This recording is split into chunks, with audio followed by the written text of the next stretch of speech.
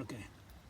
So I'm with my favorite investigative reporter who's been working on family courts for a while, and I want to talk about our week and get his feedback on some things that he'll be able to put in perspective for us. But first, I want to say that we have made contact with somebody who has agreed to help us with our camera work. And his name is Joe. We're going to call him Joe Q. And he is going to come out with us and film in Los Gatos and different places in Silicon Valley to help us do more transparency in what's going on in our courts, criminal, civil, and family courts, and what's going on with law enforcement agencies in this area. So thank you, Joe. Joe took me on a ride in a Tesla yesterday down the San Joaquin Valley, and we met some of the auditing folks out there, and it was a very interesting trip, and we'll talk about that more a little bit later. But while we were out and about, I realized that a lot of people were getting arrested for recording the police. And this has been shocking to me. I'm being prosecuted for recording the police. That video of what happened in the court file room is up on my YouTube page. And so I started to realize from your comments and your emails that we're not doing a good enough job of explaining what's going on. And I think the most important issue to talk about right now is kind of our Fourth Amendment right and what that means to all of us as applied in our criminal courts and our family courts. And the best way to describe it, and I'm going to do a formal video on this later when I get some help with some editing, but the best way to describe it is related to fruit from the poisonous tree. So you're going to help me out a little bit and talk to me about what this means in criminal court, the fruit from the poisonous tree. So Right, and it has to do with search and seizure. That's what we're talking about. Right. So in the court file room, the police officer, Gomez, seized my phone, told me to stop recording, seized my phone, and searched my phone. And I'm now being criminally prosecuted. So any evidence that he got from my phone would not be relevant. Right, so that was technically an illegal search. So anything, because there was no search warrant, and so anything that happens after that point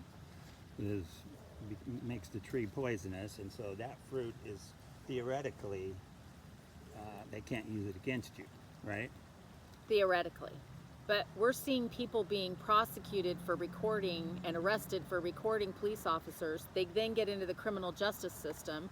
And I did call on a video I'm going to do something about a little bit later related to the Gilroy police, and I called the attorney that the auditor talked about in the video, and she said yes, he was arrested and he was prosecuted, and eventually the district attorney dropped the charges. And that would be the Santa Clara County district attorney, the same one that has been prosecuting me for 2 years.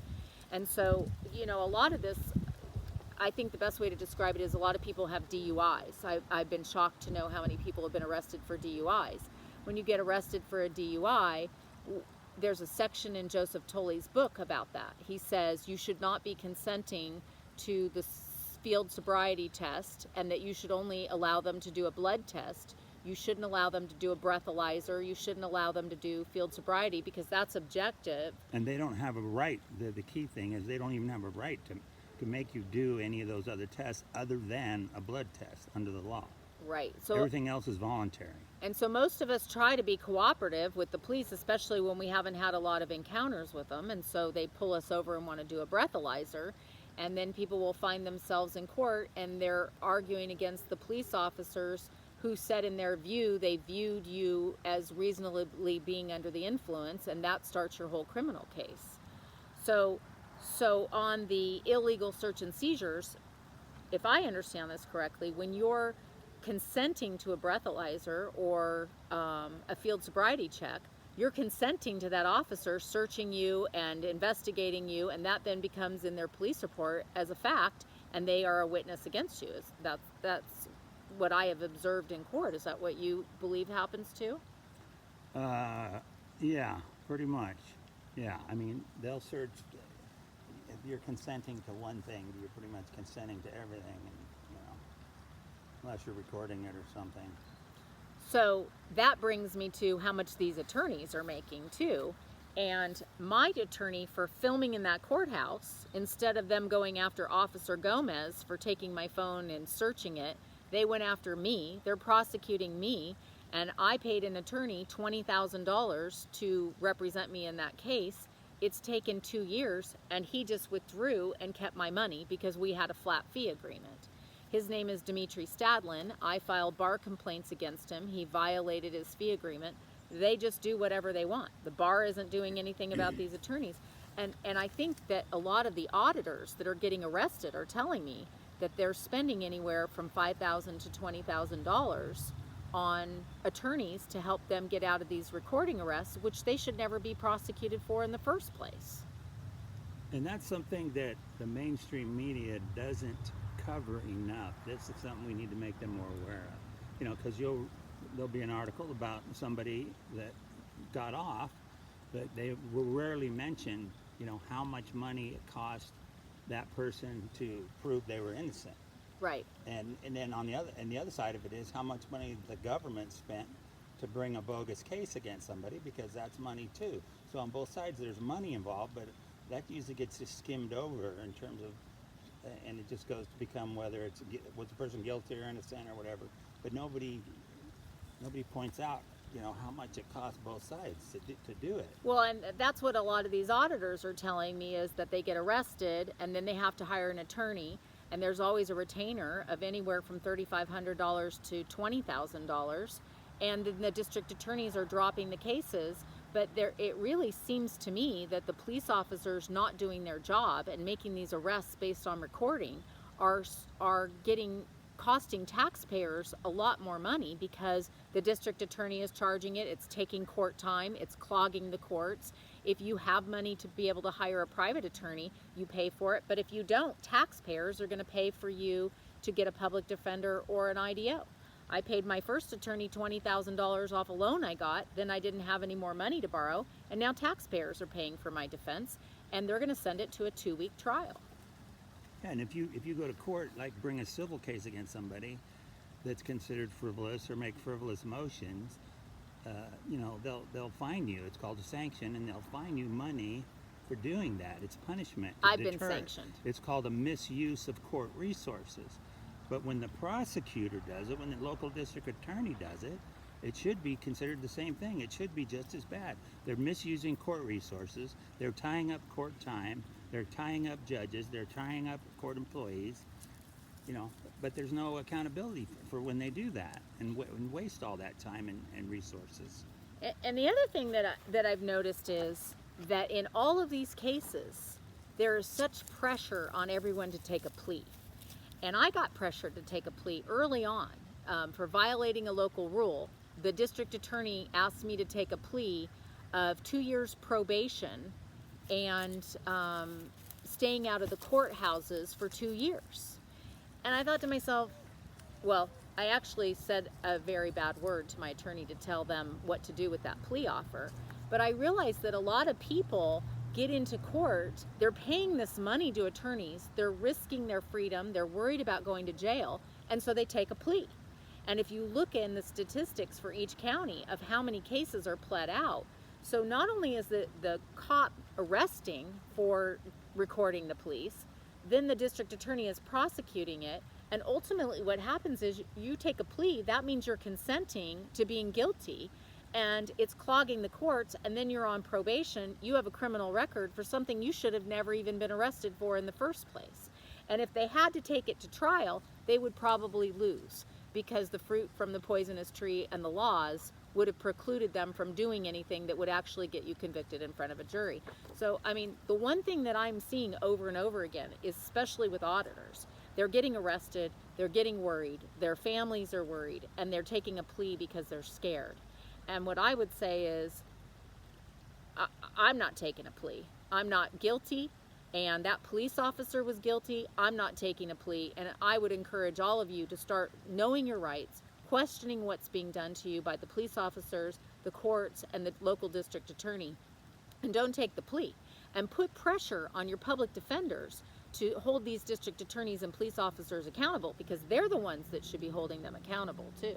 And that's another audit subject that we've seen someone up here in Santa Clara County do, is auditing the public defender system and the court-appointed criminal defense attorney system that they use at some counties.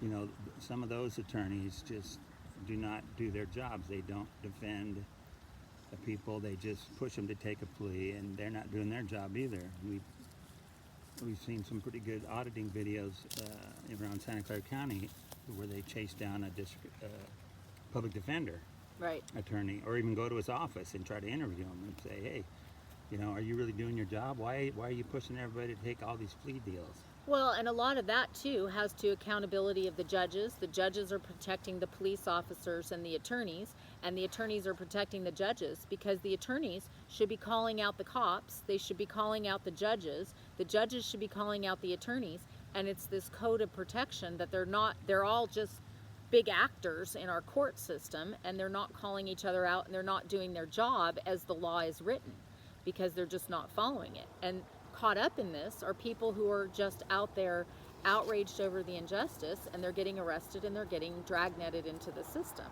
So, the plea deal is a big deal to me. I can see why people get pressured, but I think that it's shameful if you look at a county and the pleas that are going through the criminal court system. That speaks volumes to me. But the other thing that I wanted to really, I think that hit home for me last week when we were talking about the police officers, the poisonous fruit, and how that connects to family courts.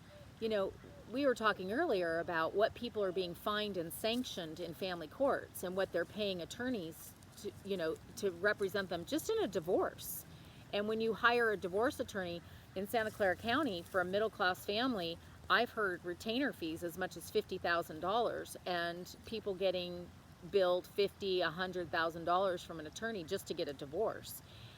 And if that divorce is based on, and what we're seeing happen a lot in what they call private judging, if that's based on evidence that was unlawfully obtained, bad actors such as attorneys who are acting as private judges, then that creates void orders too, and a lot of people may be paying attorneys and paying sanctions for something that isn't their fault, because the orders in their divorce case, not only just unfair, but they're legally void because they came from is that clear to you? Do you see that connection too? Yeah.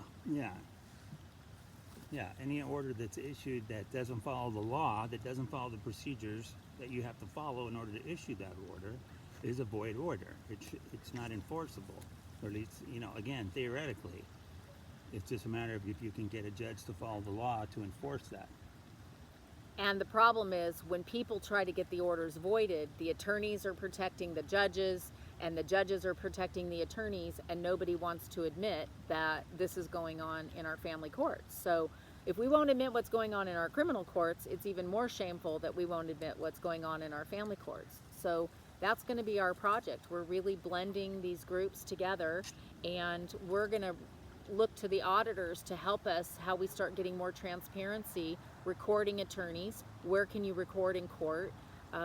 This week you found some information about recording in the courthouses that was very fascinating, as far as what is on the Judicial Council website about courts that allow recording and what they're doing with that. Was the equipment, which courts were buying equipment? They have to track all the equipment courts buy to record in the courtrooms, and that's what they do. And so you can see that they're doing it in a lot of courthouses, even though they don't usually want people to know that. So they're buying the recording equipment, they're recording, they have the ability to record, but the videos that they're making in those courthouses are not public. So they're using public funds, they're buying recording equipment, and we still don't get to see the video. Is that right? Yeah.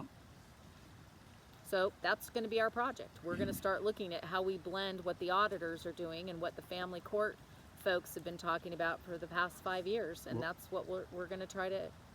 Yeah, and the other part about the recording aspect is that the Commission on Judicial Performance, which is the state agency that oversees judges, that's responsible for judge misconduct, that disciplines judges. It's the only place you can go if a judge commits misconduct, is the Commission on Judicial Performance. And yet they will tell the legislature that one of the reasons they can't do their job is because there's no there's no recordings of the court proceedings where people are complaining about. They've said that for years and years, and we think that's not necessarily true. It might even just be flat out lie, because when you look at these other documents over at the Judicial Council and all this recording equipment that's in all these courthouses, you say, well, wait a minute, what about all these recordings?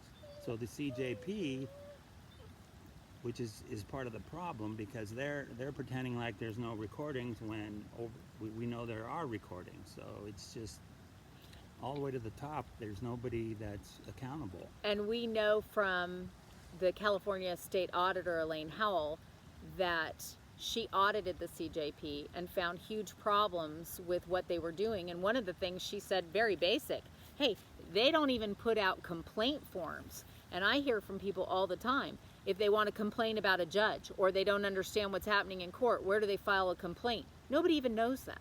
So we're going to talk about that more. How do you complain about police officers to internal affairs? How do you complain about attorneys to the state bar? And how do you complain about judges? And where is the oversight and the accountability for the folks not doing their jobs? Good.